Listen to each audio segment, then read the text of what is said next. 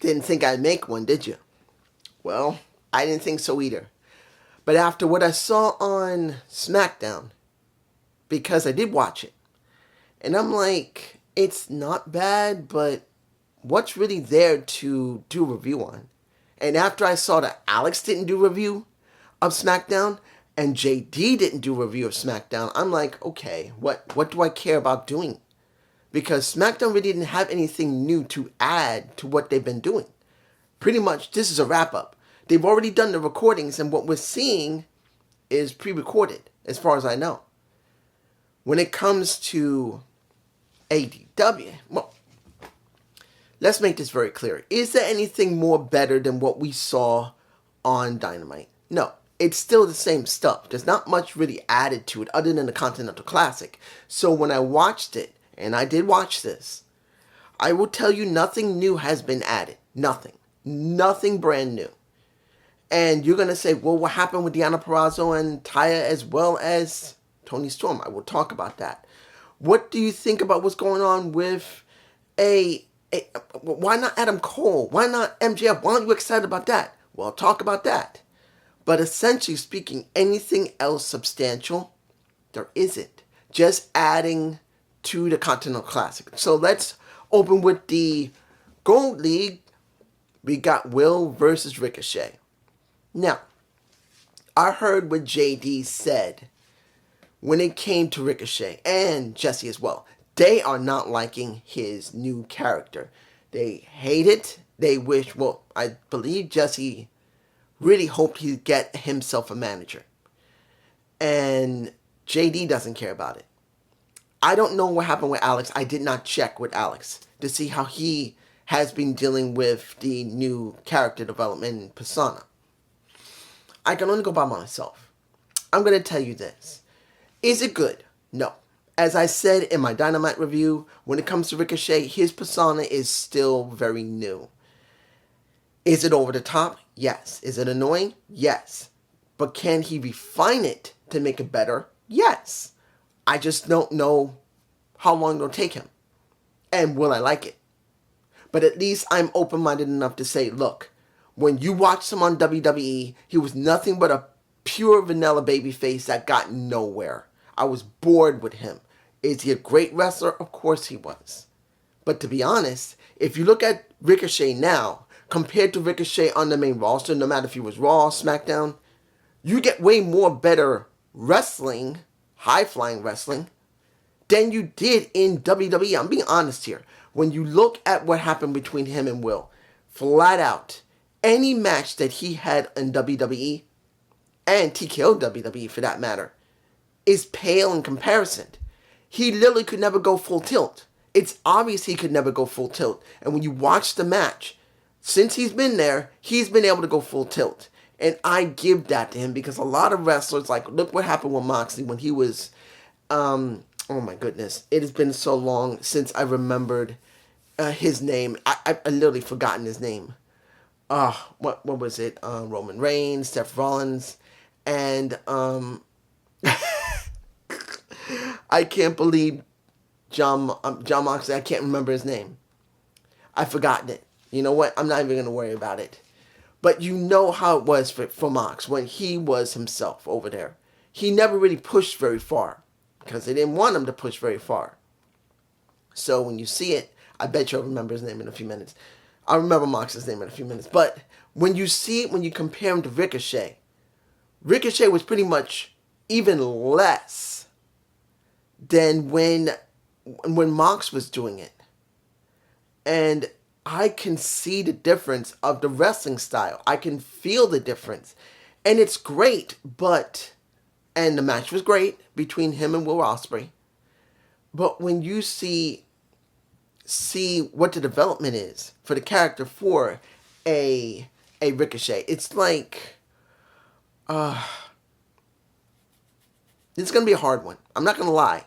Like I said, it's new. Do I hate it? No. Is it annoying? Yes. But can he make it better? Yes. So I have to go when it comes to when you see it. So he won the match by being a cheat. He screwed over Will Ospreay. He shoved the ref Well, he shoved Will into the ref, and then pretty much he kicked the ref who was on the rope. And that was a surprise that when Will got into the rope and the ref was holding on to the rope because he was still dazed, you see Ricochet kick him in the ass. So that's not too bad. But honestly, we have a lot of development here. I'm just going to move on. And Ricochet now has 9 points. Next, Chris Statlander versus a... I'm going to be honest here. Penelope Forbes, I believe, should not stay there anymore. Look, do I like Penelope? Actually, I do. And I honestly want to tell you the truth, that she should leave AEW and go to TNA. I think she'll have a better time at TNA. But problem with TNA, and I am going to do the state of TNA. I'm planning it right now. I'm going to be planning it, and I'm going to try and film it tomorrow or Monday. Unless something happens. Which has been happening to me lately. I got stuff I keep having to do. Ugh. But when you look at Penelope, I am telling you right now, she does not need to stay in AEW anymore. If her contract is near to end, which I know it's not, when it is near, I suggest she leaves because they're doing nothing with her. Honestly, it's a waste of time for her. She had a good match with Chris Statlander, but in the end she lost, and I'm not surprised. But then you look at Chris Statlander. What are we doing? We're doing a repeat match with Chris Statlander at World's End. You have other women in the back that you should be building to do something against Mercedes Moné. Particularly one, a Saraya who could actually have a real story with her. In real life, they had one match, Saraya's last match, where she could no longer wrestle. There is an automatic story there. Unless Saraya doesn't want to go there, or Mercedes doesn't want to go there, the person that's being stupid enough that's not doing anything is Tony Khan. There you go. Moving on. Let's talk briefly about the vid pack that we got. Well, not vid pack. More about, do I like Julia Hart? Yes. Do I think she's worked and has improved to a certain extent? Yes. But do I care about her in this storyline? Excuse me. Do I care about her in the storyline with Jamie Hayter? No. You know why? Because Jamie Hayter feels like nothing. She doesn't feel important. And we had a great amount of development for a Julia Hart. She went away. She came back. And now she's at the same level as Jamie Hayter, which is here. One of them should be here. But they're both here. And that's a waste that I can't stand. I can't handle it. You know why? Because they could be doing something interesting with a Jamie Hayter, but they're not. They could be doing something interesting with a... Well, I wouldn't mind seeing some development of a Julia Hart towards a Mercedes Moné. Because, yes, Julia Hart is not even close to Mercedes in experience. She hasn't been in the business long enough. But because of her development before she left, it would make sense that she find a way to get back her title. So you tell me, what would you rather see? Would you rather see Jamie Hayter and Julia Hart, or would you rather see Julia Hart start dealing with a Mercedes Moné? I'm just saying. All right, let's move on to the Blue League. Daniel Garcia versus a Shelton Benjamin, which I don't get. I don't get it. I'm sorry, I don't get it. I don't. I am not understanding the situation, what they're putting to the Hurt Syndicate. Why? Why did you have to job out again a Shelton Benjamin? Why? I don't understand. Shelton's not that bad of a wrestler. He's a great wrestler. He has some level of character. And he's part of a team that should not be jobbing in any form yet. If he's going to be part of a dominant faction, why are you making him job over and over again? That makes no damn sense. I am not getting it. It is not the point that it's a great match. It's the point that if you want the Hurt Syndicate to feel important, you don't job out any member in it. You can job out people affiliated with, like Ricochet for that matter. He could have jobbed, or he could have won, But the Hurt Syndicate, none of them should job right now. It's too soon. They should feel like an important faction. They're using a Shelton Benjamin to job out to make it easier for a Swerve Strickland to screw with him so he can go after Bobby Lashley. This is not booking 101. This is very foolish booking. You're making someone who is a legitimate badass in a Shelton Benjamin, who has a mouthpiece stay calm. When it comes to MVP, he's the mouthpiece for both of them. You don't have to worry about either one of them talking. They very rarely talk. So there's never a problem. And you're jobbing his ass out instead of utilizing him and making him dominant. Hell, you could have the Hurt Syndicate, if they're built correctly, go up against the Death Riders, counting on what happens in World's End. That would have been something. No. Job him out. For what reason? Other than make sure Swerve looks good. And that's after the match with Daniel Garcia, who should have never won. I'm sorry. I do love Daniel Garcia. He's a great character. He's developed himself well. But not against Shelton Benjamin when you badly need big men in there to make a lot of these smaller guys look weak. So they'll have to struggle and have to fight harder. And guess what? When they have to fight harder, you can develop their character and make them mean something. And they're not doing it, and I'm moving on. Next. The next Blue League. Mortos versus a Mark Briscoe. Last year, Mark only got 3 points. This year, Mark had 6 points, so they were willing to push him, which is good. I kind of wish they did it last year, particularly after his brother Jay died. They could have pushed him. They could have made Mark important. In fact, if you weren't going to have CM Punk on Collision, you weren't going to have Adam Copeland on Collision and make him important, or Christian for that matter on Collision to make him important, I was hoping by the end of last year, going into this year, you could have made Mark Briscoe important like I really wanted.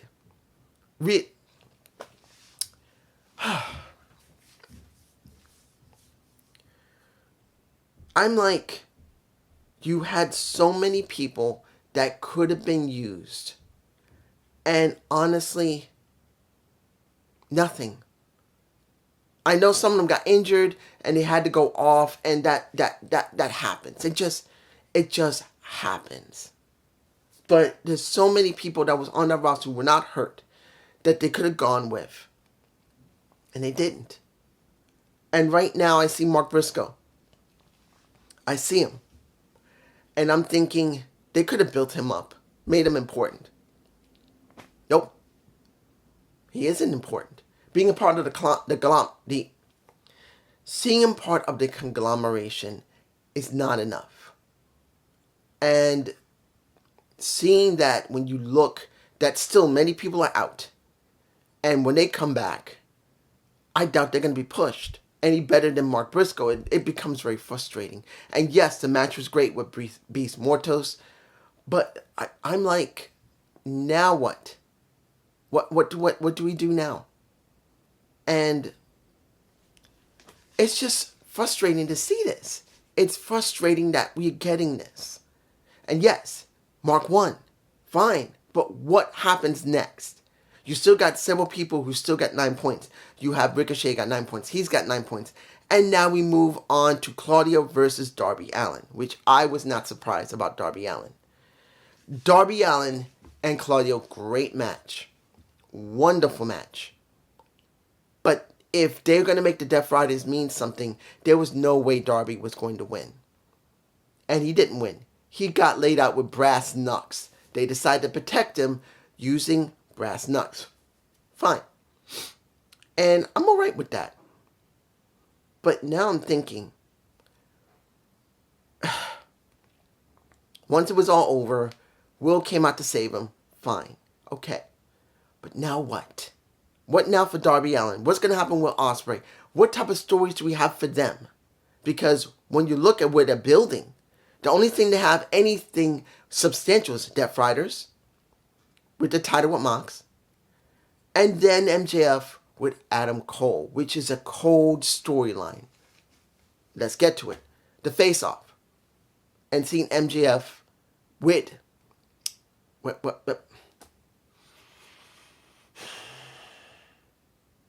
Let me make it clear to you guys. Sorry. Let me make it very clear. I don't hate MJF. I don't hate Adam Cole. No. They've been both built very well separately, and then they worked really well together. But tell me, do you honestly care about the storyline that is more than a year old, and in between that more than a year old story, there was nothing? Adam Cole broke his ankle badly. He shattered it. Then he was gone. He tried to come back for a little while. Then he had to go away again. Then they built the Undisputed Kingdom. He was there.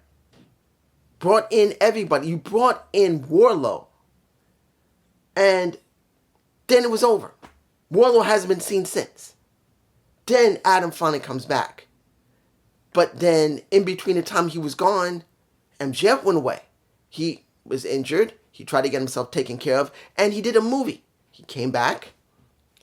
And now you got two guys that were gone. One was injured pretty badly. Tried to come back. Could not make it. The other one was injured for a little while. Went away for a little while. But also did a movie and came back. And when you see this situation, I'm like, why do I care about this story that has been cold for so long, where one went away, came back, but then went away again? Another one went away for a while, got healthy, but also did a movie, came back, but the other one wasn't there. And now recently he's come back, but then it's like, you know, I'm thinking about Eddie Kingston. I hadn't seen him in so long, and I'm not going to lie about this. I was trying to remember Eddie's name, but I hadn't seen him in so long, I actually literally forgotten. I love Eddie Kingston. I thought Eddie was one of the best characters that the company had. And when he was holding the titles for the Continental Classic, it made me think they could have put the world title on Eddie. When CM Punk left, instead of Mox, you could have put Eddie on it. You could have made this important. No. Eddie never got that shine, and then he got injured, and he's been out ever since. And if Eddie came back now, and if he had a feud with, like, Claudio again, it would actually work. You know why? Because the story between him and Claudio, even though Claudio gave him at least enough respect to shake his hand, it feels like even with it being separated for so long, you can feel that it's still an important thing, particularly if there's a stake, like a title, like the world title. Like with Mox. You could do that with Eddie. The world title would actually be interesting with Eddie versus Moxley. But we don't have that. So what do we have now? We have a Adam Cole going after the Dynamite Diamond Ring, which has only been useful. It has not been a title. It's never been a title. It's been an accessory on the damn hand of MJF. It has never been important other than knocking somebody out. If Adam Cole used it, it won't make him any better. The ring does not give you the opportunity to go after a title. It's just a ring. And I'm seeing it in that respect. Like I said, when it came to Moxley, when it came to working with Eddie Kingston and Moxley, or Eddie Kingston with Claudio Castagnoli. It's not just about the chemistry and the story between the two guys. The stakes have to mean something. And the stakes is the Dynamite Diamond Ring, and it feels like a joke. It doesn't matter if the Dynamite Diamond Ring is there or not. The feud is cold. And trying to use a stake to make it mean something hasn't worked. So, the only thing AEW currently has is Moxley. And I say this again. I'm going to keep saying it. There are 3 possibilities now that I see. Not 1, not 2, 3. 3. Well, you could say 4, because you could say Moxley's just Moxley and there is no anybody. That will fail. People will get angry if there's no one who's pulling the strings of Moxley or Moxley is following. It will fail. It will literally be dead on the table. That's it. The first one, Shane McMahon. If there's no Shane McMahon, this is gonna be dead on arrival. If there's no Adam Copeland, let's make it clear. Adam Copeland It's the only other person I can see that could make something out of this. It's the only option, at least for me personally. I don't know about anybody else. I don't know if anybody thought about this. You can tell me below if you watched maybe a Grimm or a Alex or JD, Jesse, or Solid Monster, or even Slick Daddy if he does any videos, which he hasn't done in a while, or Wrestling Inc. If anybody said maybe Adam Copeland is a possibility. If no one said it, then it's only me. But if it's neither one of them, it's dead on arrival. The only other people I can think of that could be pulling the strings on Mox would be the Bucks. Due to the fact that if Mox is the one who's the leader, the only ones left that this could be set up to try and make them look good would be the Bucks. It would be bad if the Bucks are the ones who's pulling the strings on Moxley. They're the heads of it. It'll be worse to try and get the Bucks to come back to try and stop Moxley. That's the deal. If it's the Bucks trying to stop Moxley, and they're the good guys, or the Bucks are the one that's pulling the strings of Moxley, and they're the bad guys, face or heel, this is dead on arrival. And we would have gone through all this for nothing. And a lot of people are going to get so angry, or worse, disappointed. Because remember, people getting angry, they could get over something like that. But people being disappointed, usually when they get disappointed, they get bored. And when they get bored, they don't want to watch. Now I want to say, and I'm making it very clear, does that mean AEW will go out of business? No. They got Max. They're getting many, many millions of dollars to simulcast on Max and TNT. There's no way they're going off the air. They're just not. Not unless there are people just not paying anymore, which now that they have a network behind them and a cable network that's going to be doing it, streaming, they're not going anywhere. But it's just going to show how much more the crowds at the arenas will begin to shrink. That's what's going to happen. They'll still have their, at least for a little while, they'll still have their contracts, but if they can't get this stuff straightened out, people are just going to get more angry.